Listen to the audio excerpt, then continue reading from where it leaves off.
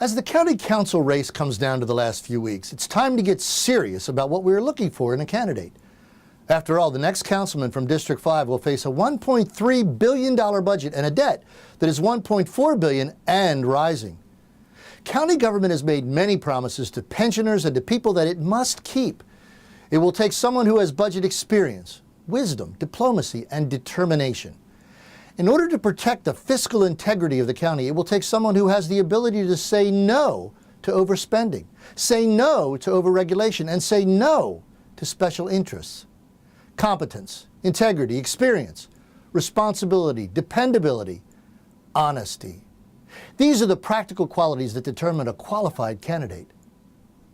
For my part, I have successfully run a business in Anne Arundel County for the last 27 years. I've been a practicing attorney and a member of the local bar association for over 30 years with an unblemished record. In running companies, administering budgets, and making decisions which have affected the 40 families whose breadwinners we have employed, I have had to make tough decisions and had to learn to say no to wasteful spending and to wasteful policies. So when necessary, I know how to say no.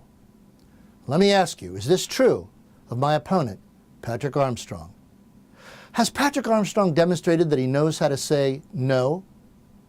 Last Thursday night, in a debate sponsored by a union, which is a classic example of a special interest, we, the candidates, were asked repeatedly if we would grant the union certain favors and favored treatment from the public treasury.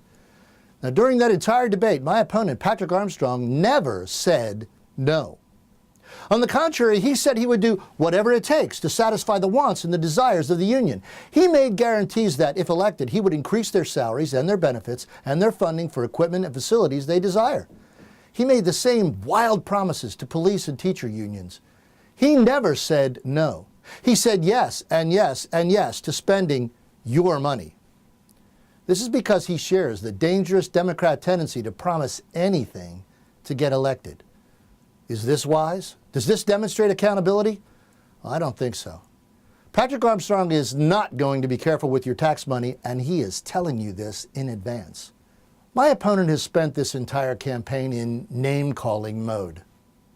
He's tried to smear me as an extremist and claim that you should vote for him because my philosophy of government, which, by the way, is the philosophy of the founders of Maryland and of these United States, is somehow out of touch. Well, let's stop the name-calling and let's do some truth-telling. Fact. During the debate, Patrick Armstrong was asked a question about his own record of safety on the public highways. He said that he had only had one speeding ticket in the last 2 years. Let me tell you the truth about Patrick Armstrong's reckless, negligent, irresponsible approach to public safety. On May 29, 2012, Patrick Armstrong was charged and subsequently convicted of driving 80 miles per hour in a 55 zone. On May 3, 2013, Patrick Armstrong was charged and subsequently convicted of driving 79 miles per hour in a 55 zone. A few months later, on July 18, 2013, he was charged with and subsequently convicted of driving 73 miles per hour in a 55 zone. And on July 21, 2014, Patrick Armstrong, after already becoming the Democrat nominee, was charged and subsequently convicted of driving 83 miles per hour in a 55 zone. And on that same date, Patrick Armstrong was charged and subsequently convicted of exceeding the maximum posted speed on a bridge, which is a separate offense and a separate fine and a separate conviction. This is Patrick Armstrong. Competence? No. Experience? Hardly. Responsibility? Maturity? Certainly not. Honesty? Well, you decide. Because I think this is more than a simple driving mistake. This is a pattern of irresponsible, immature behavior. And I have to ask you, are you going to vote for a habitual lawbreaker to be your next lawmaker? Please consider that carefully.